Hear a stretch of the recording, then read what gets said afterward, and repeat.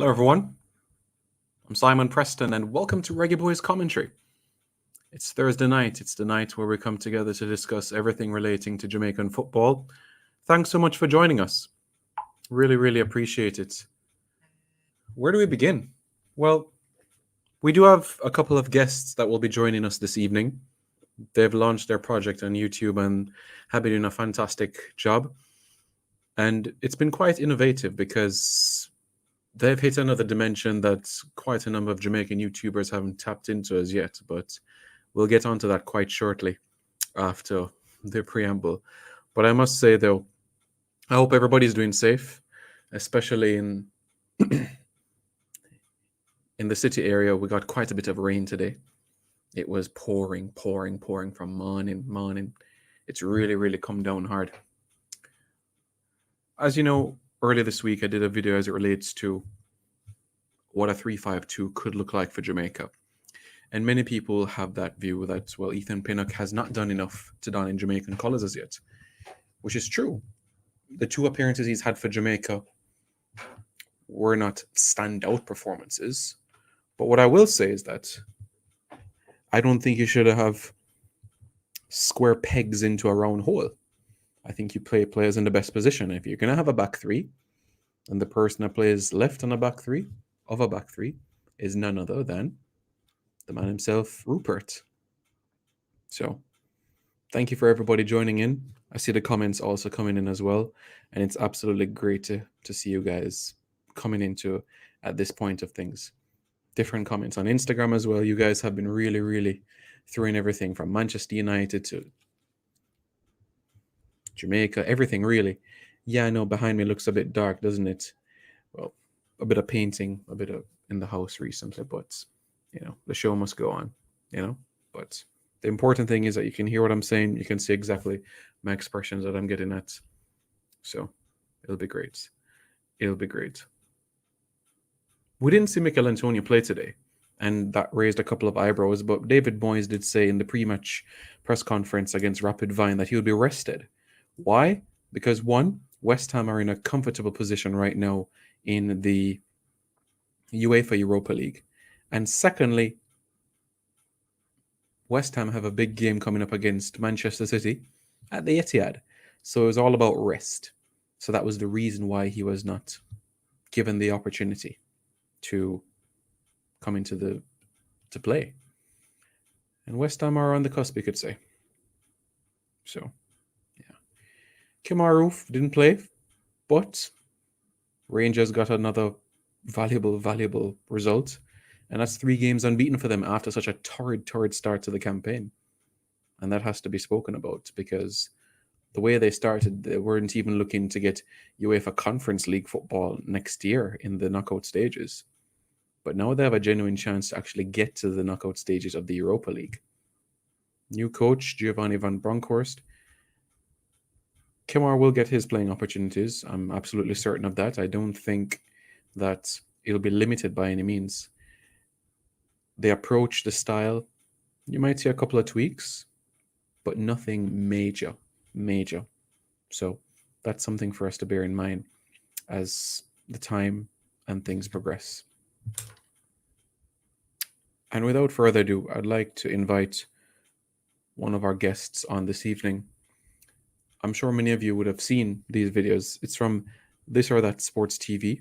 They just launched recently, and they have discussed quite a wide array of topics, not only the national team, but schoolboy football, amongst other areas in football.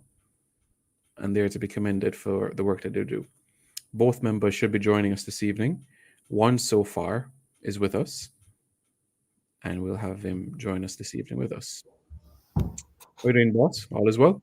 All is good, Simon. Thank you so much for having me here today. My colleague will be joining us in short order.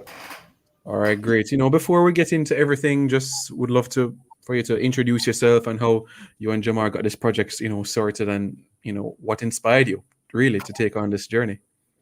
All right. Well, I'm Joe Mar. My colleague is Rush. So, Right. but yeah, essentially, me and Rush has been like friends since Arden days. We're both past students of Arden High School, and we've been, friends, teammates, so on and so forth. And we've always had a great passion for sports in general, but especially football. And we've always shared a few things in common, the national team being one. And then we went on and we saw people like you come and do it and provide us with just information that you can't get anywhere else. And we're like, this is something that we want to be a part of. We want to tap into this market, not only for the potential of earning and so on and so forth, but it's something that we're passionate about. And what better way to attempt to do something to make a living than to do something you're passionate about. So that's how we decided to do this. We spent some money, bought a bit of equipment because we wanted to do it right, or to the best that we could possibly do it. And we're here putting out the content on Alive with Simon Preston. So we're making strides.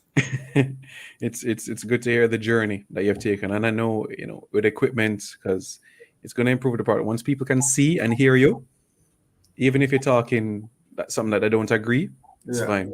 Views will come. So tell me about the experience being in the office last week, because I saw your interviews, a couple of people you interviewed that I knew as well, being in the bleachers, meeting Cataract and everything.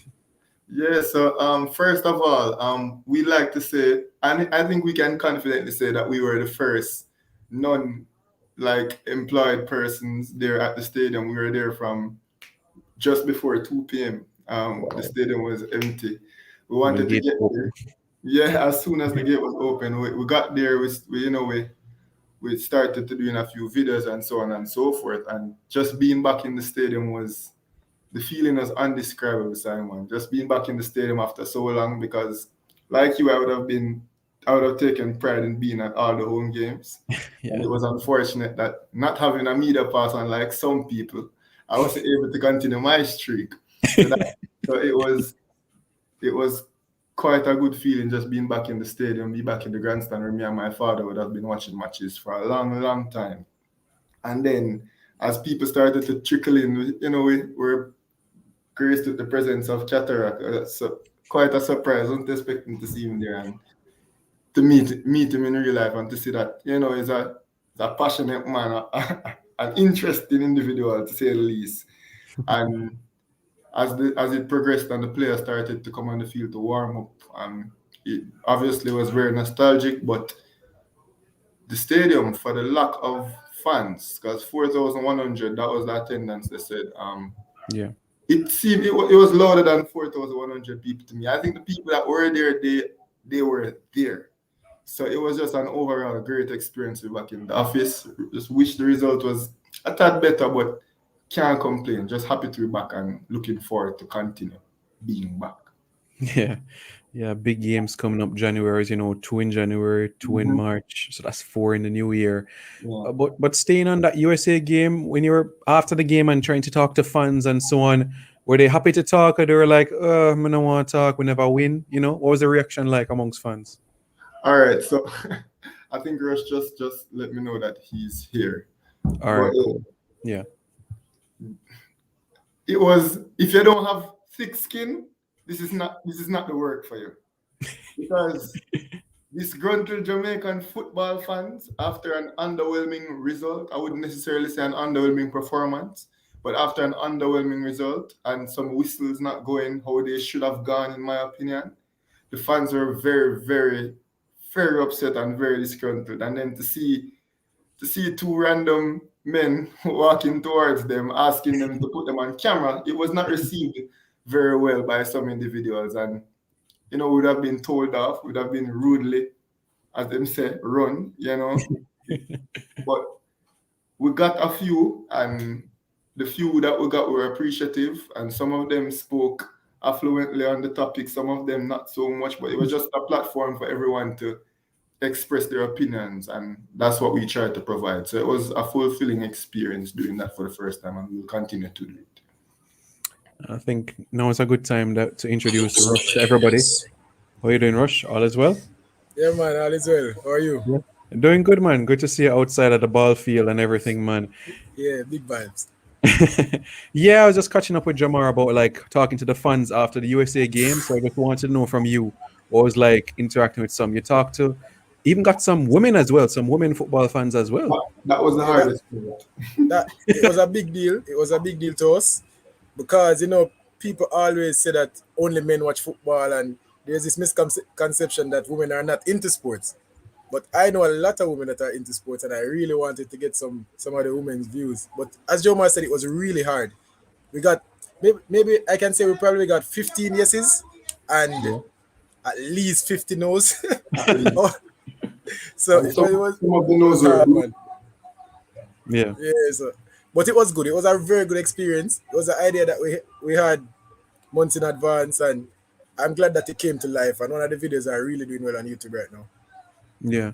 And as it relates to the channel as a whole, when did you guys like come up with the idea? Was it like from your high school? Was it during the pandemic? When did it like come together, you'd say?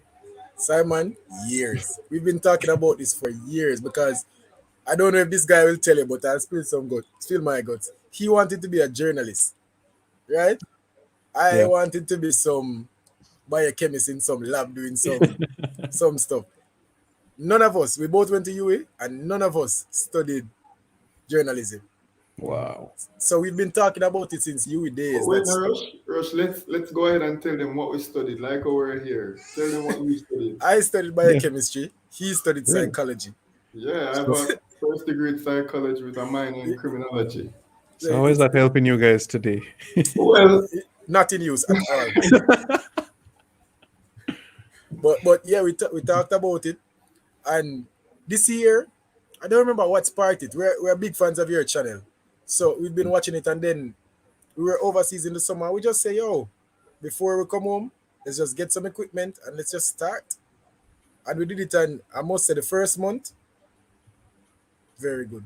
yeah, it's just been 1 month going, but we're trying our best and we hope it continues to turn over. Yeah. Wish we started sooner though, I must say. Yeah. I mean, once you start on off the ground, that's the first step, really. And what you guys have been doing is a lot of consistent videos, and that's the key moving forward. So I know Rush, you just came in late, so I just wanted to know from you as well the journey that you and Jamar has as well in terms of this sort of idea. Was it like, so we know sports, so we can try a thing with this, or was it like, that we see this person and that person, I really think this can take off? Like how everything came together, So first of all, it was never it was never a money conversation. It was never we didn't think about it like that. It was really passion work for do it both for of the us. love. Yeah. We have multiple. We're yet to have a very heated argument, probably the GOAT debate. But trust me, in person, our debates get heated. Wow. Very, very heated. So we're saying, bro, this is content right here. Let's just record what we already do and put it up. Why not?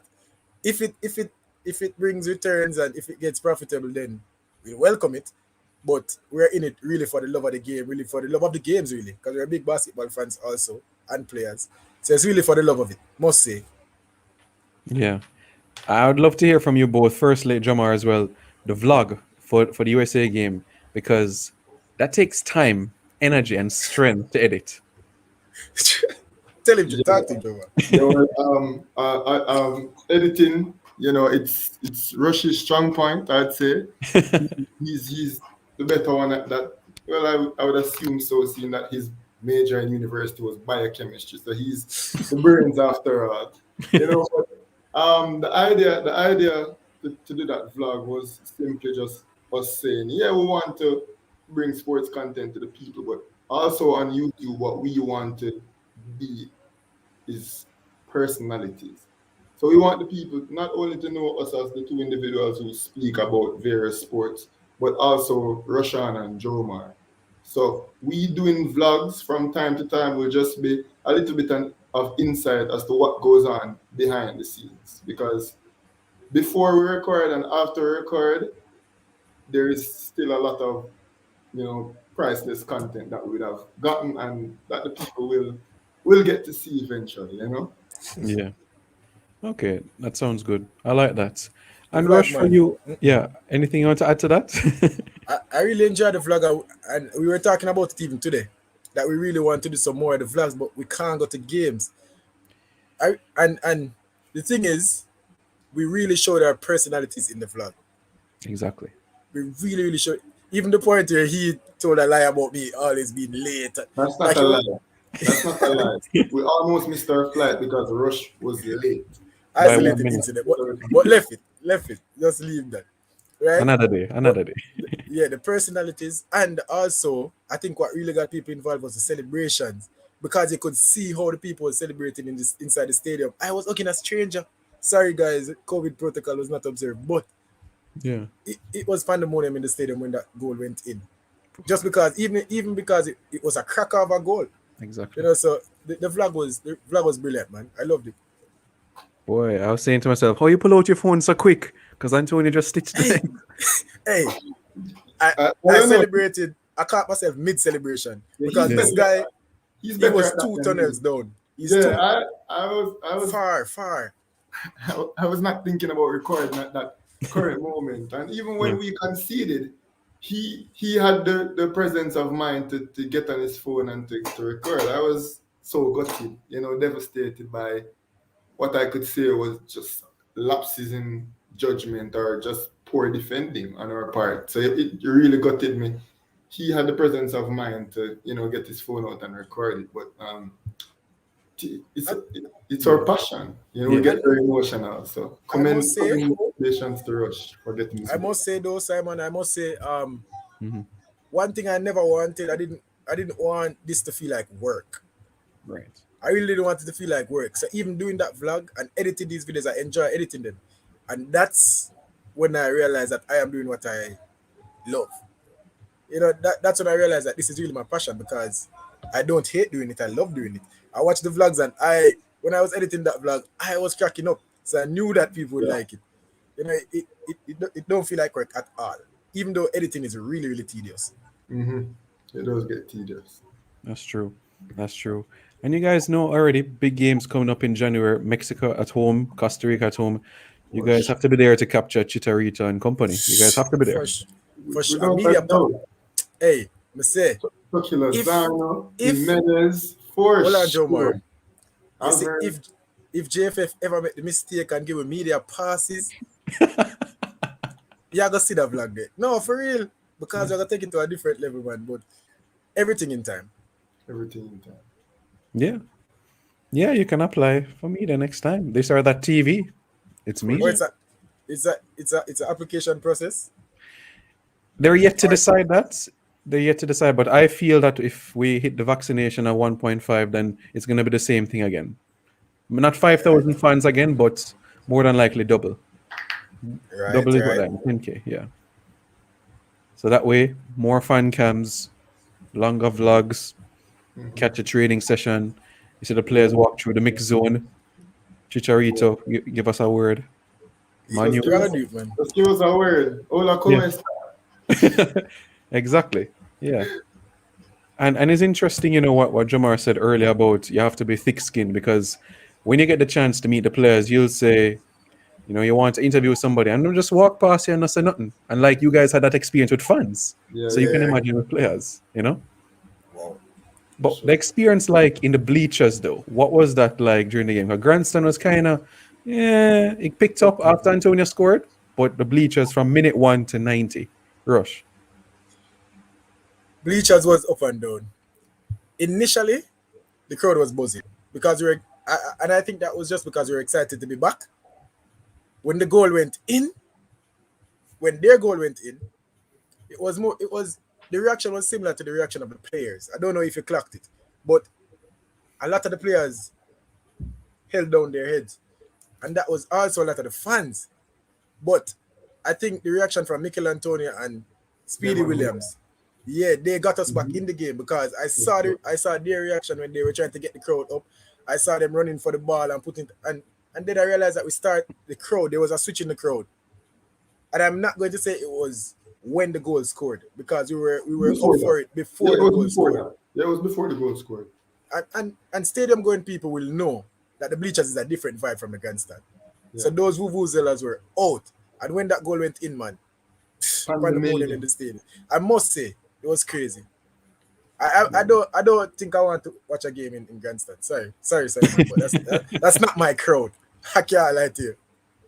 To each his own. To each his own. Well, me personally, being always been an aspiring journalist, I've always had hopes to be in that little section in the grandstand, covering the games in a buttoned up T-shirt and so on and so forth. Not buttoned up shirt, but but historically, as it relates to me, I have been going to the bleachers, sitting beneath the flag poles on the side of the bleachers since, and I would say since conception or from before, because during the 98 campaign, that game against Mexico, my mother would have been probably 5 months pregnant at the time. Yes, we are both 23 years old. Wow. Yeah. Joe Bar, not to cut you, but it's surprising because none of the name Ronaldo or Exactly. Well, to be honest, Romario. My father, I was almost named Ortega because my father is a big Argentina fan. Wow. all the 22 and 23-year-olds. Yeah, my mother saved me from that one. But when we qualified, when we got that 0-0 draw against Mexico in the stadium, I was there. Yeah. Inside of my mother, and she was in that bustle and hustle. Imagine being pregnant at the time. So I've been attending home games at the National Stadium since then, and that has always been something that has held the bond between me and my father very close. That has always been something that has held that bond. Me and him always going to the National Stadium, watching the Reggae Boy games from the days of Ricardo Gardners and Donovan Ricketts to the Rudolph Austins and Joey McAnuff to times like now with the Leon Baileys and Andre Blake, so on and so forth. I've always been just a huge Reggae Boy fan, and things, as I say, will come full circle. Definitely hoping that this is the year that it comes full circle. Probably not. If not, then definitely 2026. But been at the stadium for many of them. I don't know if Simon want to talk about that, bro. About our World Cup chances. I get into that. But before that, Rush, I want to know from you the goal Antonio scored, because you've been to many games at the office. Where does that rank for you? That goal? No, that for sure is that for sure is the best goal I have seen with my own two eyes at the National Stadium. I must say, Georgina James' goal at the National Stadium, that's up there, Don't sleep on that goal, Luton Shelton free kick. Luton Shelton free kick. So this one though is like the best one I have seen with my own two eyes. I must say, maybe a lot of people say I'm a young blood, but that's just what it is. I love that goal. Outside the box, like crazy goal. What is it for you though? What's the best goal for you? For me personally, it's Rudolph Austin, 2007. This was against El Salvador from half line, literally. Far out. Had to be. Literally, yeah. I've seen many goals at the stadium, but probably because, as I said, this is now me being at an age where I can really appreciate it.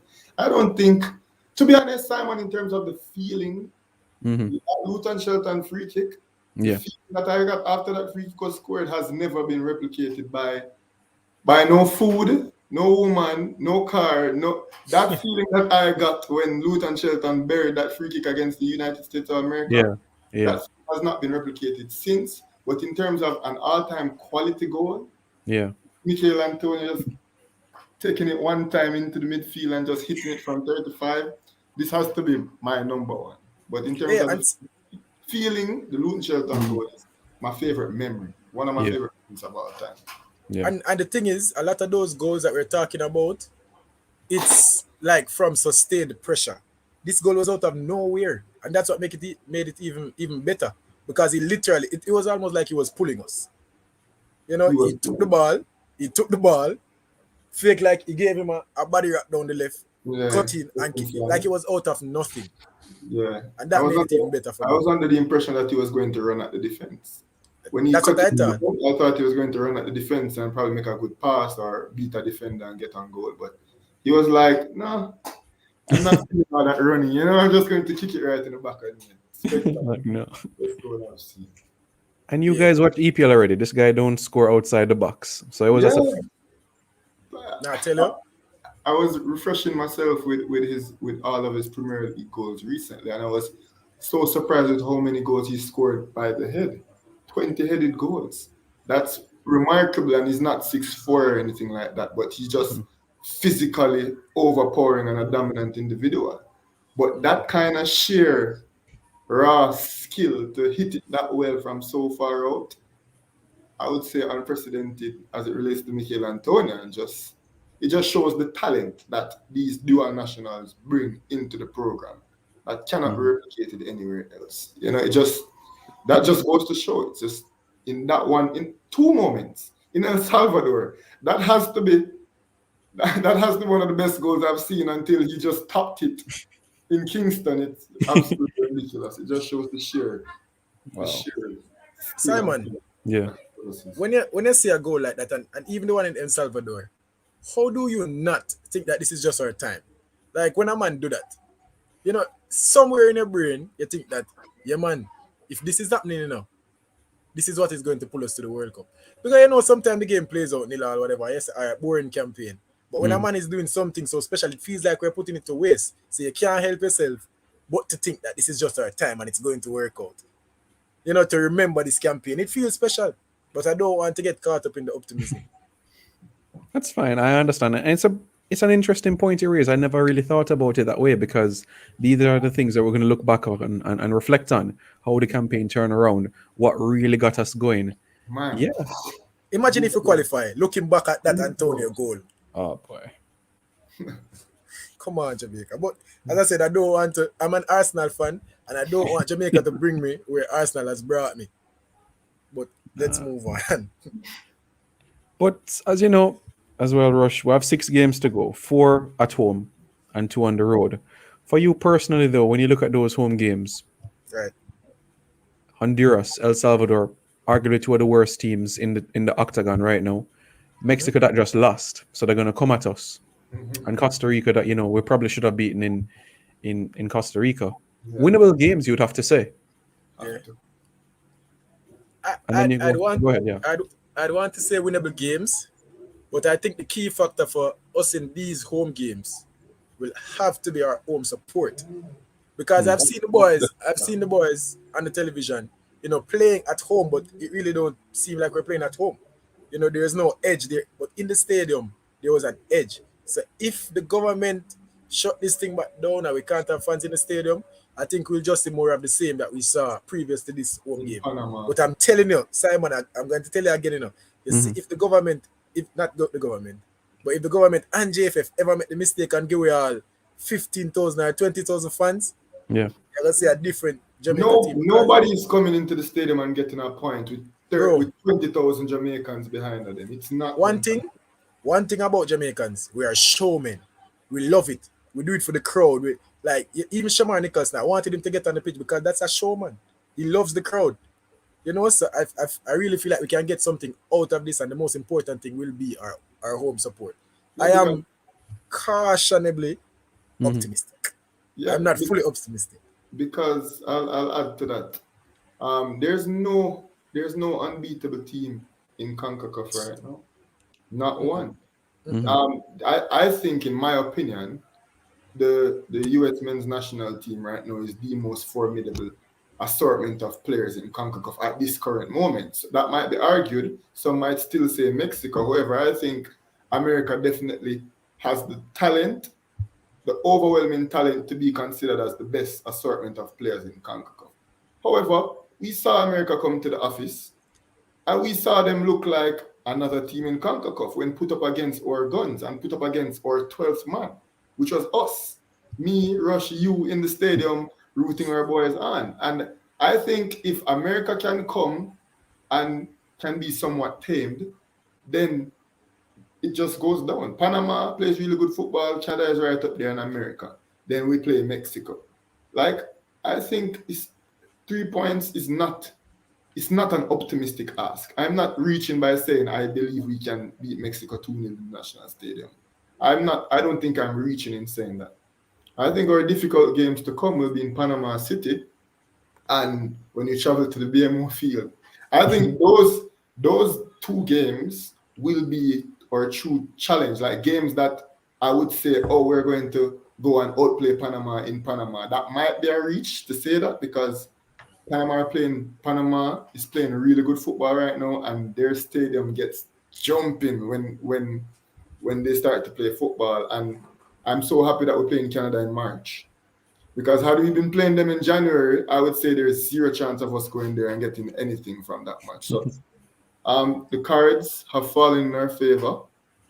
We get a chance to go to Panama off of a 3 points against Mexico at the stadium. That's momentum. And we get to go to Canada in March at the beginning of the springtime. So the cards have fallen in our favor, and it's just for us to go out and get at least 20 points from the remaining. You know, something just came to me. When they put it like that, Jomar, are we now causing ourselves problems in that the JFF looks to be in a mess right now when we are going to have the most favorable run of our campaign? Are we now making problems for ourselves? Not to take over your show, Simon, but it's just a thought that came to me. Yeah. No problem. And you could even go ahead and express how you feel towards that question, because I would say the internal turmoil might be our biggest opposition at this point, because it's not the teams or the fixtures that we have. Because besides Panama, I'm not worried about any particular fixture besides that Panama game. So are we our number one opposition at the moment? What do you feel, Simon? I understand exactly where you're coming from, and what I'll say firstly is I relate to that Canada game. Canada needs one more win and them gone Qatar. So by the time we play them, we're not going to see Alphonso Davis. Then we're going to put them B and C team on the field, the fringe players. So that could be favorable come March. But of course, we have to do the business in January 1st. But as you made the point about the JFF and everything, yeah, all of this could have been wrapped up the day after the USA game. If it was Captain Horsburgh, a decision would have been made already. If it was Captain Horsburgh, many things would have been different, Simon. Without a doubt. Had Captain Horsburgh still been at the helm of the JFF right now, we'd have been on 14 to 15 points, and we'd have been well on our way in qualifying to the World Cup. And I just truly believe that. Mm-hmm. Yeah, definitely double figure points for sure. Mm-hmm. Hands down there. What they're going to tell you is that, well, January 27 is still 2 months from now and 2 days, so there's time. But at least you have the idea of who that man is, the players that he's going to use. We know December there's no FIFA window, but you can at least play one Caribbean island to get the local players active if you're going to give any. So some planning could take place. So Rush is right. There is that holdback part of it when you have the last 6 games of the campaign and 4 of them is in your own backyard. Yep. It's our most favorable run of the campaign. And I didn't want us to come into this run with this feeling of who is our next coach? Do we have a coach? Has a decision been made and we are just not privy to the decision? We just don't know what's going on. It's really a mess. So, yeah, that's just my thought on moving forward into the most favorable run of the campaign. Mm-hmm. Yeah, I understand what you mean. And definitely this is something that's going to be talked about for the next couple of weeks and maybe even heading into the new year. Mm-hmm. But what I like what you guys have been doing as well is not strictly as well the national team, but schoolboy football as well. It's been 2 years and finally, we can be able to see some football. This is some 20 love, some 26 love. Not anymore. Not anymore. Not anymore. Because, no, for real, not anymore. St. Mary's College withdrew from the competition. Yeah. So we're not going to see it. You know what? Somebody on our channel predicted 39 love for St. Mary's College next game. Against Kingston College. That would have been against KC. But yeah, as it relates to coverage on schoolboy football, Simon. Yeah. Basically, we being former participants in the ISA competition, we have played Manning Cup for Arden in our senior years in high school. We just believe that it is a undercovered segment of sports in Jamaica, which is so weird because it is, besides our national team, it has so much potential. And we just decided that, well, we are going to attempt to get a foothold in this niche and to go forward and give the schools some exposure, and as well as just get the energy back into schoolboy football. Try to bring the enthusiasm there. I was having a discussion earlier today, and I realized we're speaking about the rift between the dual nationals and the local based players, and it just led me to think about the fact that in recent times, as much as people are saying, oh, the high school players aren't making it into the national program, fine, that is a thing. But I think now more than ever, we have the most professional footballers, local footballers. Like I attempted to make an 11 of just Jamaican-born footballers, and to pit them against an 11 of English-based footballers, and that's a video that we will be releasing very soon. That should be fun. Yeah, but after doing the Jamaican 11, I saw that we had all professionals on that team and no locally based players that would have made the Jamaican 11. And all of these players would have played in the Manning Cup or the Costa Cup previously.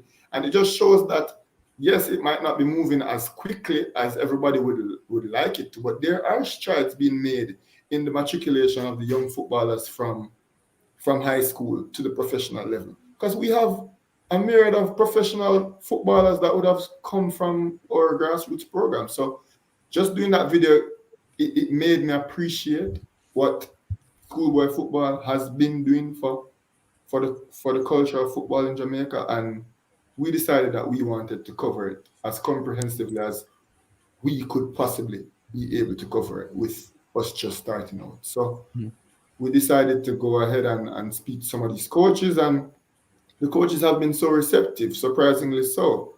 We've spoken to Neville Bell, we've spoken to Ludlow Bernard, we've spoken to Sean Fraser. They've all just brought us in with open arms and given us the ability to speak to some of the boys, to just put these videos together to try and put them out there. Obviously, our fan base is not where we ultimately want it to be, but we still put a lot of effort into those schoolboy features, and we just released St. George's College before. We have Calabar, KC, and we just released St. George's College. We have an interview with Neville Bell.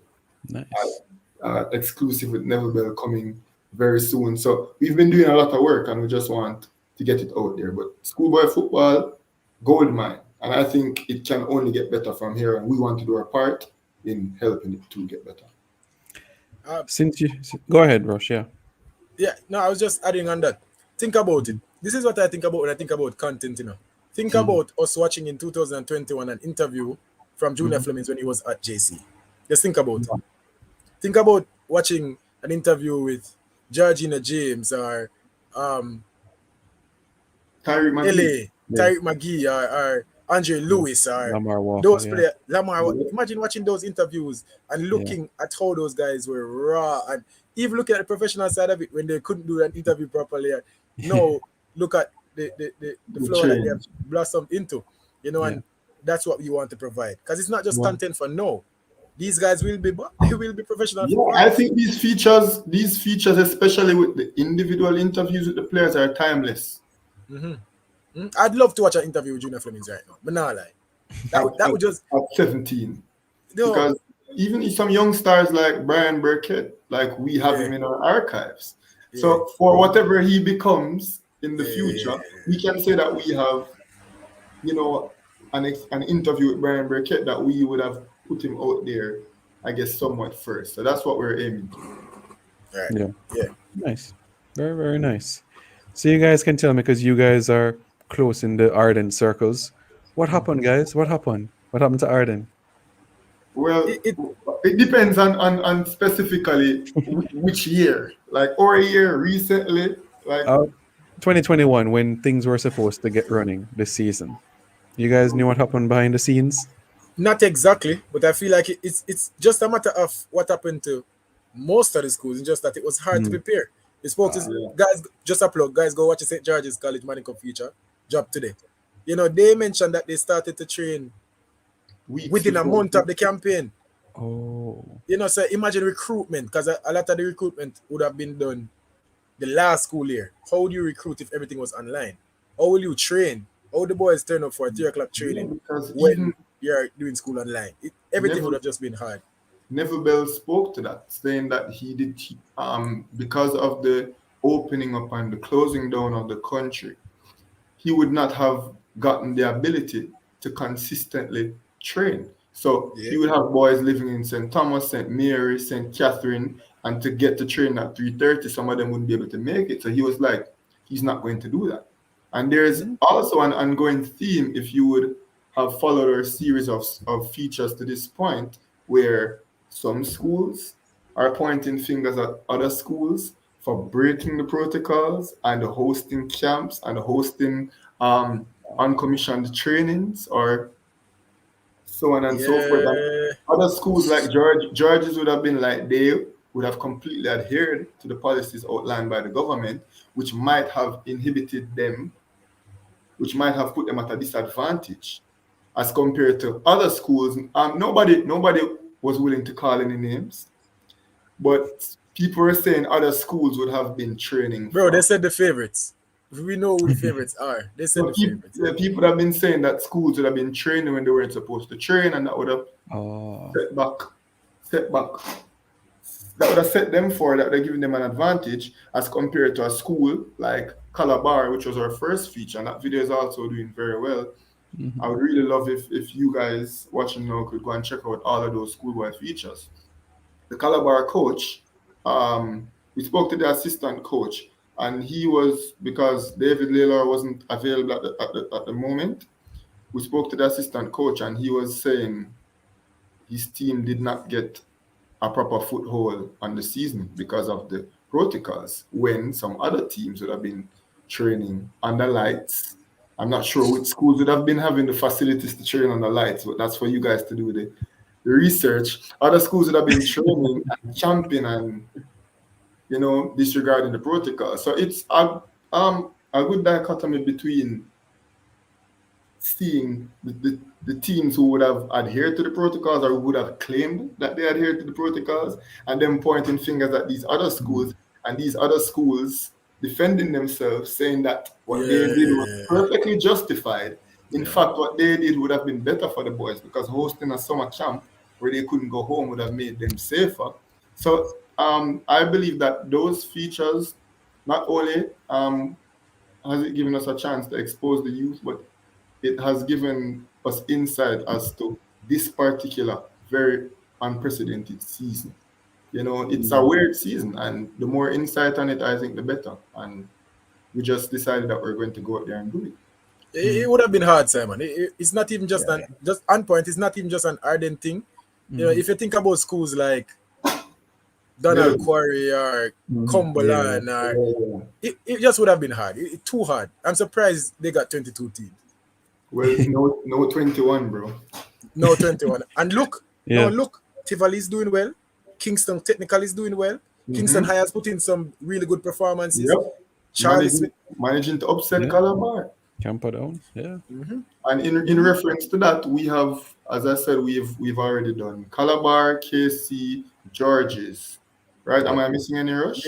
Woolmers, Clancarty. No, I meant that has already been posted. Posted. So we've already posted Calabar, and then going forward, we still have Woolmers in the pipeline. We've spoken to Clancarty, and we have Excelsior.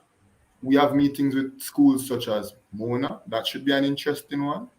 Camperdown. So we are actually heading to Camperdown next week, guys. So we are going to go to Camperdown and do the Camperdown feature next week. As to when it will be dropped, probably later next week or the beginning of the week after next, because we have a lot of schools. We have a lot of places. Yeah, we have to post Woolmers soon. Because we want to do it before the first round ends. Yeah, so we're going to Mona soon. We're going to Camperdown. We're going to Tivoli. Yeah, all of those schools. So confirmed schools, confirmed footage that is going to come to you guys. So we're out here putting in the work, trying our best to give the people what the people want to see. Sounds good. Guys, I really, really appreciate you coming on, honestly. It really, really was a pleasure having you guys. We had a couple of viewers pop in and pop out. For those of you that joined on late, just remind us again, Rush, the name of the channel and where they can find you if they want to reach out to you, any questions or anything like that. All right, so first of all, I'll just give the channel information. On Instagram, we're This or That Sports TV. On TikTok, we're This or That Sports TV. No underscores, no symbols, nothing. On YouTube, This or That Sports TV. Yeah, we cover Jamaican football, everything that's relevant in Jamaica where sports is concerned. So the national team, schoolboy football, we touch on I keep saying Red Stride. We touch on the Jamaican Premier League when it restarts. Champs, when that comes around, we're doing everything that's relevant in Jamaica. So yeah, guys, I am Rush, and yeah, it's been a pleasure. Simon, before we go, I must say thank you for sharing your platform with us. Really appreciate it. It's a big deal to us because we're actually fans of your channel. So to be on the channel is really, we're grateful for it. So big up. I appreciate it. Thank you so much. Jamar, finally from you, how many subscribers the channel has, and some of the other projects you have in mind other from Schoolboy Football for the rest of the month or year? All right, so essentially, and what I'm doing right now, Simon, is attempting to send you a link that hopefully you could put in your live chat. But as it relates to projects that we have, as I said, we have interesting videos like with Pana, dual national 11 versus our local based 11. That's an interesting video. Just formulating those teams in our head would have been very interesting. Also videos like what is going on at PSG? Why can't they get it right? That's something that we intend to speak about. Just keeping up with the reggae boys, that's something that's commonly done, but that's something that we'd like to put our twist on and keep focusing on schoolboy football and hopefully venture on into the NBA as it heats up around Christmas time. We'll start doing a lot on that. In the new year, the boys and girls athletic season begins. We definitely like to dabble into that as well, still on the theme of pushing the youths. And we have a lot in store, a lot that we want to get. And I said relevant things to Jamaicans, but we know that we are big fans of the EPL, the English Premier League. So we'll be touching on that. I play Fantasy Premier League, so I will be doing some Fantasy Premier League shows every now and then, talking about what's going on. I'm having a poor season, by the way, but hopefully the people on YouTube can help me to recover. So a lot of content, man. Holy poly, but things are come, Simon. Yeah, man. Really, really appreciate it. Jamar, Rush, really big up yourselves. Honestly, it was a pleasure having you on. We'll be back again in the future. Keep up the good work, and you guys know you can reach out to me anytime and help you guys with some ideas, man. Really, really appreciate it. All right, one second, Simon. So I just sent you the channel link in the private chat of the stream. All right. Okay. Perfect. And I'm going to share that in the general stream as well, so that persons can be able to hop on as well. No problem. Sure. I'm going to share it right now. Man. Enough appreciate it, guys. Really, really appreciate it. All right, guys, to all the subscribers in the comments as well, the link is there, so you can hop on after this live stream. Yeah, for sure. Rush, enough respect. Check out the videos. Check out everything. George's dropped today. And Never Bell tomorrow. You guys really want to see that? Like an 11-minute interview with Never Bell about the inside and out of St. George's as a football institution. Or I guess it's an academic institution, but you know what I mean. Yeah, man. All right, Simon. Thank you so much, Simon. Hopefully we can do it again and actually talk about some Reggae Boys football the next time. Yeah, definitely. We will. All right, take it easy. Cool. Yeah, man. All right. There we have it, guys. Jamar and Rush from This or That Sports TV. Really, really compelling videos that they've been doing. So you guys can check them out and subscribe to them, because they have certainly been brought a fresh air towards YouTube, and certainly one family. So every Jamaican supports a Jamaican along this journey. So help them get over the 1,000 subscriber mark and keep this train going. Yeah, really, really appreciate it, guys. It's really, really helpful. So earlier we were discussing about the defensive aspect of the game. We spoke about a 3-5-2 and how that could look like. And there was a comment made regarding Ethan Pinnock. Now, I'm going to be extremely frank with you guys. Ethan Pinnock is an outstanding defender. I rate him as a central defender. In Jamaican colours, I, Simon Preston, have not been impressed by what I've seen from him.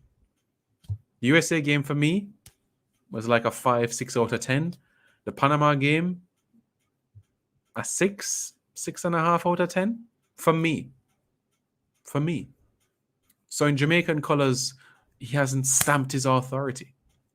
Not like what Nosworthy or Mariapa did when they took on Guyana in 2012. Does that mean that I don't want to see Pinnock in Jamaican colours? No. No.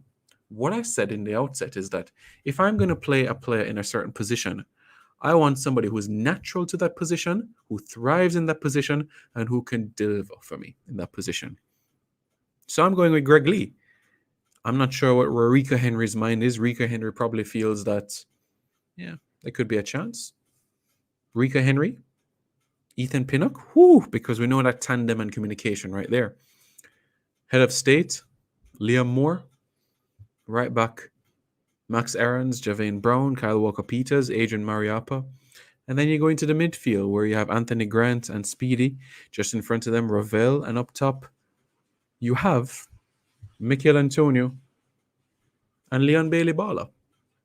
So you have those options that can be used in proceedings. What's up, Wayne? Hope you're doing well. Karumi Hui. Hope you're doing good, coach. Big coach in Kasafa, guys. Big coach in Kasafa. We've seen this guy at Malines. And I commentated a lot of his games at Medforest. And I have a soft spot for Medforest based on the progress that they have made. They didn't win in 2019. They didn't win the... Was it 2019? In 2018, they didn't win the Major League. Constant Spring won it that year. But he was at Malines at the time. But my point is this. Karumi, a big coach. Big coach. Straight. I can tell you that. So, yeah. That's what I personally feel on the matter.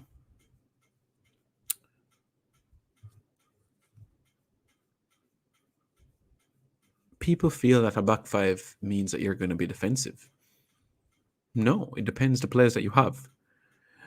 Damien Lowe, Liam Moore, Ethan Pinnock, or Maps are 4 individuals, I should say, that are comfortable on the football, that can pass the ball. We're grateful that we have central defenders that are not kick and run players, or even when they're pressed, they make the right decision. And I admire that. I admire that tremendously. And that is something that I really, really admire. J. King in the comments says, what about a back five? It's an option. It's an option for us. You know, when Coach Whitmore took over the Reggae Boys for the qualifiers in 2010 from Simoes, he went 3-4-3.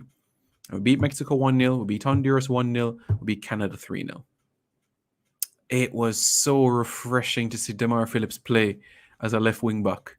It was refreshing. He was the best left back in CONCACAF. The best left wing back in CONCACAF, hands down.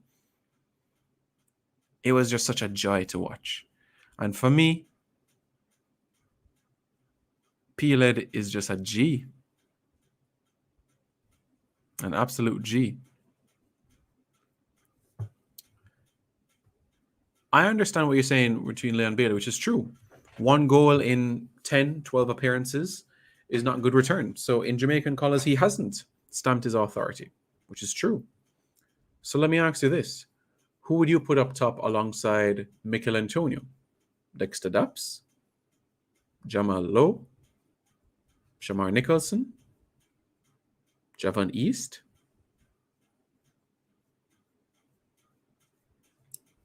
If you give Leon that free role to roam, it's something that could work. At Aston Villa, he has man like Matty Cash and Target that supports him or overlaps him. So, yeah. That's something for us to consider as well. Now, apart from that,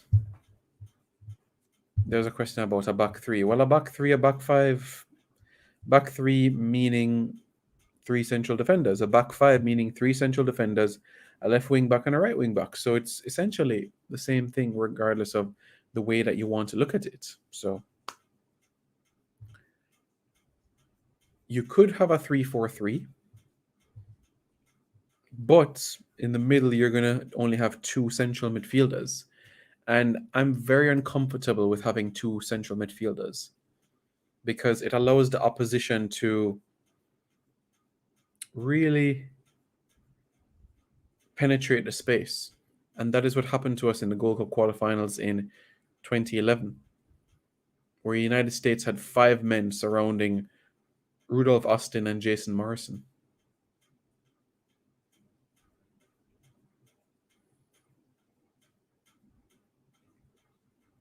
So that is the situation. I am by no means fighting Ethan Pinnock. In a back 3 or back 5, Ethan Pinnock starts for me. In a back 4, no. Could there be any new faces in a new window? Redmond or Gray? Gray, I don't think so. Redmond, a chance. New faces apart from them? Kevin Stewart, perhaps? Prince Reed says, I think Haka has done his part and should be called back. Should not be called back. Well, he won't play against Mexico because of yellow card suspensions, but I expect him to be a part of the squad for the games against Panama away and Costa Rica at home.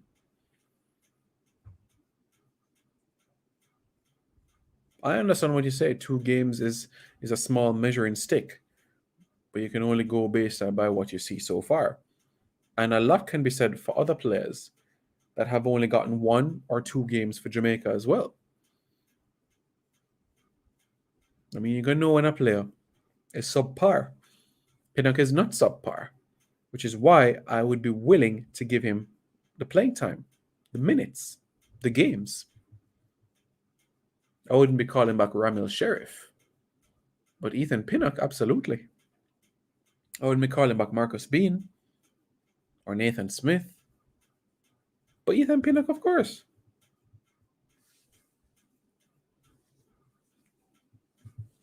Absolutely. Absolutely, hands down. You know, it's funny because this is the same thing you said before the Canada game, and he keeps on playing. So I don't know what magic wand you have, but whatever you say, the opposite happens. So if you say right now Jamaica not qualify for the World Cup, then we might as well grab out the confetti, Mr. Ian Campbell. If you say right now, say Jamaica not qualify for World Cup, make we grab the confetti from now, because we know the opposite are going to happen. Does Redmond have a Jamaican passport? No, he doesn't have a Jamaican passport. Will he have his by the time of game? It's now up to the Jamaican High Commission in London and also the JFF to expedite the process. So it's down to those individuals. Will it happen?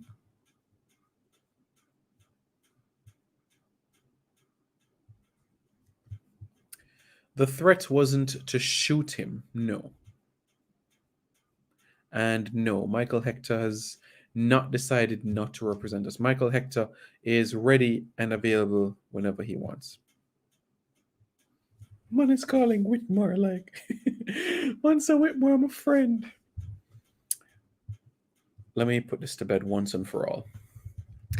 Theodore Tapper Whitmore is an acquaintance of mine. I wouldn't call him a friend. A friend is there for you at your lowest point. Tapper is not there for me when my father died. He wasn't there for me when I was in a car accident. Tapper wasn't there for me when I sprained my ankle. Friends are there for you at your lowest points. I'll call him an acquaintance. When I see him, I hail him. I shake hands.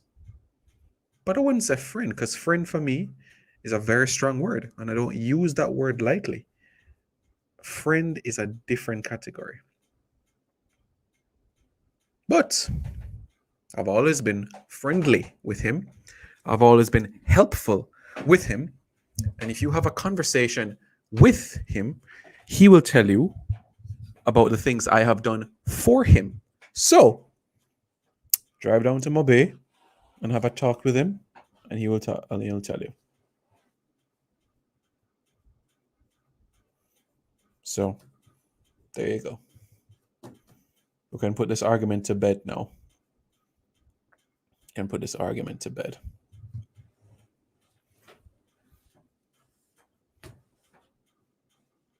Once and for all. Were you guys around? Were you guys around in 2016 when I spoke about Winfried Schaefer? I wanted him to stay, by the way. I wanted Schaefer to stay. But couldn't afford it. So a decision had to be made.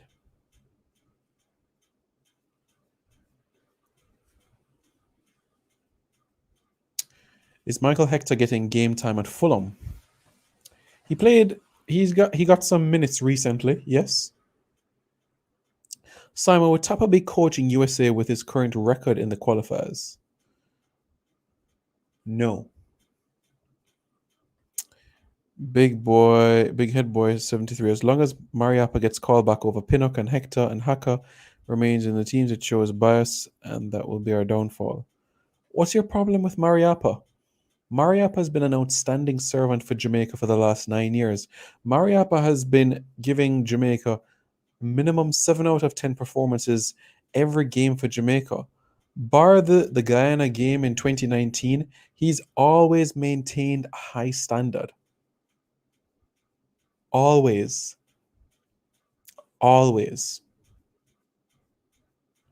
You can't question his loyalty, his commitment, his patriotism.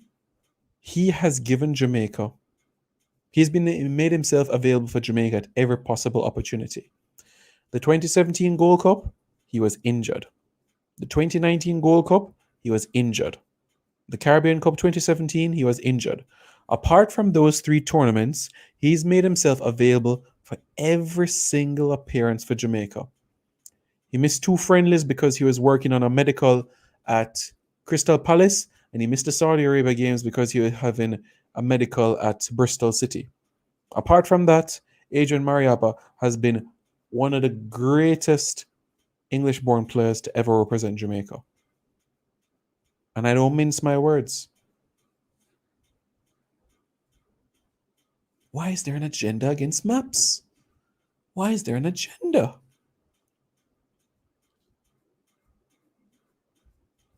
Thank you. Why don't we drop Haka? Man could be a grandfather.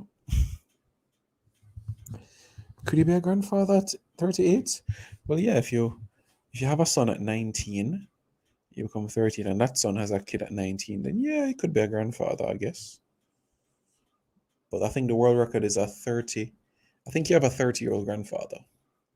I don't know if you have any grandparents in their 20s. I could be wrong.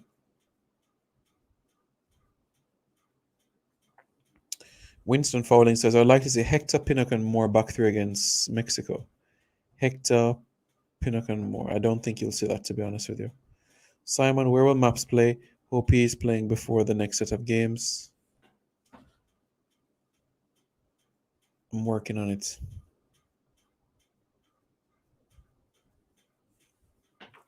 I'll keep you all posted.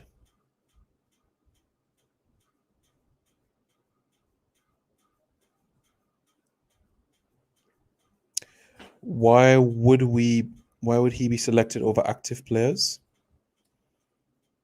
Whether you're active or not, the best team should play. Is he a better defender than Jamoy Topi? Currently, yes. Is he a better defender than Ladale Ritchie? Yes. Is he a better defender than Jordan Scarlett? Yes. Is he a better defender than Michael Hector? In my eyes, yes. So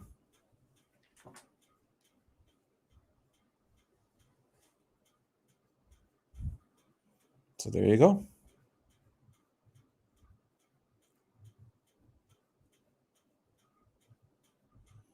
Find out what Maps is doing.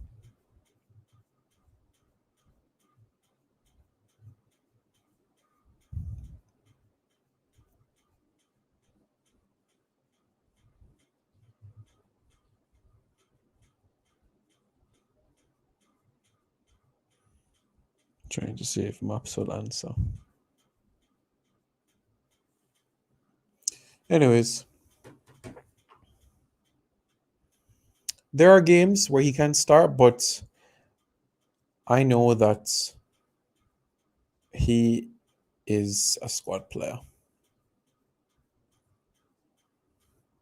Are there any clubs looking at him? Yes, clubs in League One and League Two, but this man is still capable of playing in the Premier League.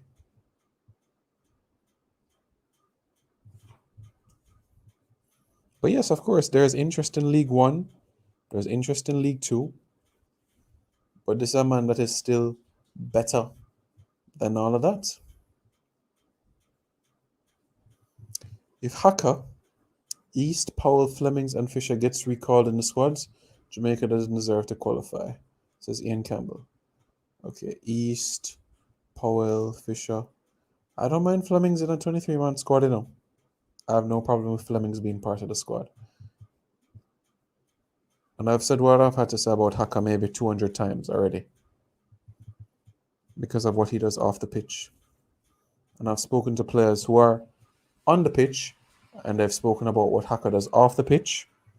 So, yeah. Mr. Gallic says we should try to get at least one of Kyle Walker-Peters, James Justin, or Ben Johnson for January. It's going to be a tough ask, my friend. Tough ask, but I agree. One of them should be spoken about. Well said. So, for you boys fans, what are your thoughts? What are your thoughts? Back four? Back five? How do you look at things? Where should we go? Where should our mind be?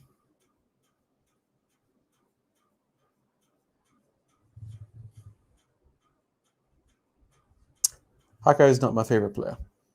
And if you saw my Instagram story today, you'd see who's my favorite reggae boy and reggae girl because of their performances on the pitch and what they bring to the team. But Bila vibes. We not go nowhere. You guys saw Dexter's Lab from last week. So guys, if you haven't already, check out Dexter's Lab's great commentary there. We spoke to This or That Sports TV. They've done brilliant. Next week, we'll have another guest. And yeah, we're going to keep this going. This will be exciting. This will be interesting. Yeah, man, big up yourself again, Campbell. What I can tell you, though, is this.